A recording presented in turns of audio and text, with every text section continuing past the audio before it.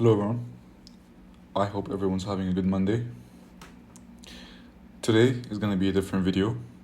We're going to be speaking about rate cuts and the monetary policy. This video is going to be more of a self-learning video for me to fully ingest this topic. And this is just a really short presentation that I created for me to really ingest and relearn what I was basically taking notes on for the past couple of hours. And I'm not an economist. I don't have a college level education on economy, but this is purely out of interest. And if there's anyone who's more educated than me that can correct me on any mistakes that I make in the comments, then that would be greatly appreciated. So enough talking, and let's get into the presentation. So we're going to be talking about, as I previously mentioned, Introduction to Rate Cuts and Monetary Policy by OD ICT. So we will be going over rate cuts.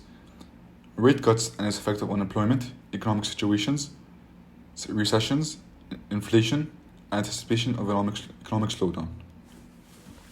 Monetary policy, what the monetary policy is and its key tools, interest rates, open market operations, which is commonly referred to as OMO, and reserve requirements. Discount rate, purpose of the discount rate, liquidity management, financial stability, types of discount rates, role of the monetary policy, and market signals. Section 1. Interest rates. What are rates? Rate cuts, which is the act of lowering interest rates, make the cost of borrowing money cheaper, inducing people to start spending. When borrowing something is cheaper than spending it, people are going to start borrowing and spending. This encourages investments and taking loans, which boosts the economy in times of desperate economic situations, such as high unemployment, recessions, low inflation. Rates can also be cut when the central banks are anticipating a slowdown, and they use rate cuts to mitigate this anticipation. And this can boost certain markets, including the index market, which I and many of my viewers trade. And I want to add that boosting the economy generally means business perform better due to higher demand for goods and services. As companies' profit and growth prospects improve, their stock prices typically rise, leading to an increase in index values.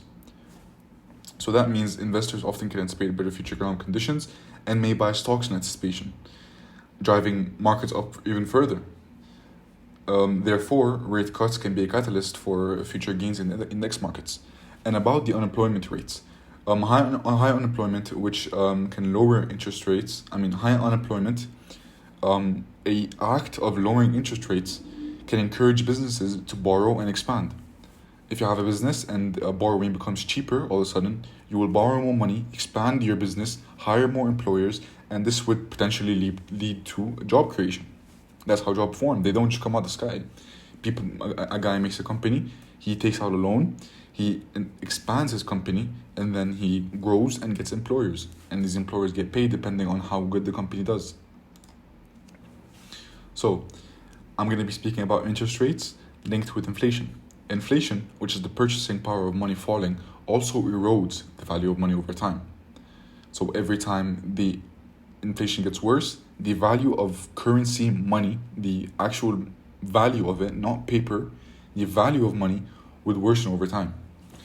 When inflation is high, it limits the Fed's ability to lower interest rates because it could worsen inflation.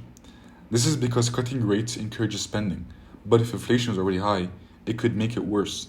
It can increase prices and demand, which can cause people to lose their homes, money becomes worthless, and there will be more paper subjective money than there is actually valued currency in the world. Some key vocabulary is stagflation, which is the case of high inflation with low economic growth, and market rotation, which is a switch of liquidity from one market to another. And these pictures down here are actually pictures of the 2008 Zimbabwe hyperinflation crisis. So yeah, you can see it's horrible. People having to roll around hundreds of thousands of paper money, which hold little to no value. Section 2. monetary policy. So the monetary policy, I'm not going to get into what it actually is, but you have to know that it consists of four key concepts, which is the discount rate, interest rates, which we just went over, reserve requirements, and open market operations, frequently referred to as OMO. And the person that actually introduced us to the monetary policy is economist Milton Friedman. And this is his picture right here. So what is the monetary policy? The monetary policy is a process where central banks take attempts to grasp control on inflation. So basically trying to control the rate of inflation, which I believe they do have, and full control of it, by the way. Unemployment levels and currency stabilization. Let me read that one more time. The monetary policy is a process where central banks take attempts to grasp control on inflation and unemployment levels and currency stabilization. Key tools of the monetary policy are rate cuts, which influence the cost of borrowing and saving, as I just mentioned before. Lowering rates can stimulate economic activity, while raising rates can help control inflation. So basically, when you lower rates, people are more enticed to take out loans and start spending and investing, which would boost the economy. And the raising rates makes borrowing more expensive, and people are less likely to take money out and start buying stuff, which would help control inflation. OMO, which is also open market operations, is buying or selling government bonds in the open market, which is a market used primarily for buying and selling bonds to help control the economy. Buying bonds injects money into the economy, lowering rates. So you can see how this plays in. So this is how they can use open market operations to basically control inflation. When buying bonds injects money into the economy, lowering rates. What does lowering rates do? Lowering rates boosts economic activity, raising inflation. You see where I'm going? While selling bonds pulls money out, raising rates.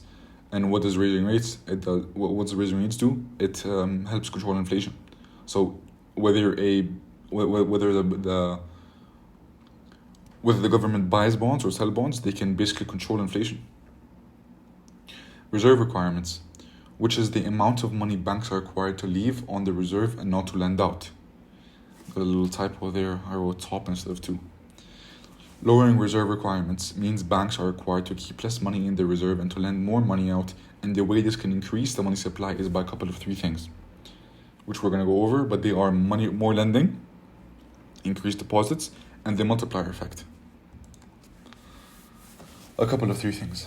Okay, so we just spoke about more lending, increased deposits, and multiplier effect. Now I'm going to get into in-depth meaning of them. So what is more lending? With lower reserve requirements, this means banks have more funds to issue loans to businesses and individuals. This raises the question. When I first read about this, when I was first reading this, I asked myself the question: how does lending money increase supply of money? When does money go and be spent? So this raises the question: lending money leads to more money in the economy? Well, actually, yes. This is achieved by the concept of another typo right there, or instead of. This is achieved by the concept of spending and redepositing. The money that gets borrowed and spent is eventually back into the banking system. Hence, this new deposit increases the total money in the economy. In general, lending money puts more money into circulation, which increases the overall money supply. I'm going to speak about this more in depth in another paragraph here, but I want you to think of it as basically, let's say, you have a lemonade stand, and each glass of lemonade costs $1 billion. A person that comes by and buys a lemonade for $1 billion, you have $1 billion now. If a person comes to you and asks you, can I have $1 million, and you say, okay, here's $1 million, pay me back whenever you want. The person that takes $1 million, what are they going to do with it? It's not going to disappear. They're going to have to pay it to another focus that they have, maybe a business, maybe they have a loan on a house, or whatever. This loan that they took out would eventually come back to the bank as a deposit, and that would move into the concept of money circulation: a loan to a deposit, to a loan to a deposit, to a loan to a deposit. And we're going to speak about it in the multiplier effect now. So, section 2, increase deposits. Loan issuance first begins when you request a loan. Once you get this loan, it's not given out as physical hard cold cash. It's given to you as points into your bank account. Once you go and do whatever you need to do with the loan, the person who received the loan as a payment deposits that money into their own bank account, which is known as a new deposit. The money from the loan is now floating as a portion of money banks can use to lend out, creating even more deposits and loans. This cycle can continue multiple times, each adding to the total money supply. This leads us to the multiplier effect. 3. Multiplier effect. Multiplier effect is a process through which a series of initial loans result in additional loans and deposits. Oh, I read that wrong. Multiplier effect is a process through which a series of initial loans result in additional loans and deposits. It indicates that there has been a greater rise in the money supply, which is the total amount of money in the economy, than the initial loan amount, since each loan generates a deposit, which in turn can lead to further lending and deposits.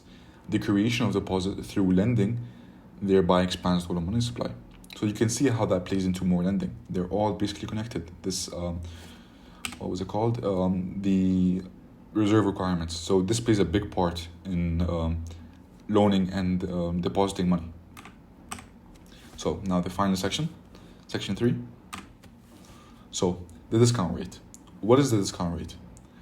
The discount rate, in short, is the interest rate that central banks charge commercial banks and other financial institutions for short-term loans. So think about it as insider trading.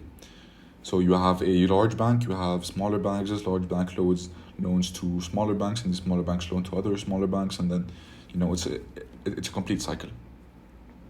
So these loans are provided to the commercial banks through central bank's discount window, which is a facility to help banks manage short-term liquidity needs, since banks sometimes face cash shortages. And the discount rate allows them to quickly borrow money. And the discount rate allows them to borrow money momentarily, quickly, and efficiently. Also, these loans can serve as a safety net to banks during periods of financial stress, promoting stability in the financial system. So this is basically, this whole paragraph into one sentence is that the discount rate is a rate given to commercial banks and institutions that they are able to take loans from the central banks in a quick and efficient way. And this is often due to momentarily shortages in cash and liquidity. Types of discount rates. So there are 3 types of discount rates. We have primary credit, secondary credit, and seasonal credit. So let's start with the first one, which is the main one, which most banks that are, known enough to use this one. So this is the rate that are charged to banks that seemingly are sound financially. This is the main discount rate and primarily set at a level slightly above the market rate to discourage frequent borrowing. Current primary credit rate is at 5.50. So the market rate, as I have written down here, is 5.3%. And the primary credit rate is 5.5.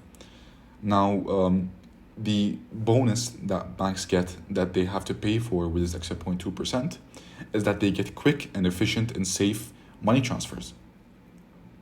If a commercial bank were to take a loan from another bank and they would get charged, 0.2% less, but they always have the risk of it not being from the Federal Reserve. So you're paying for a more secure way of transaction. 0.2% exactly.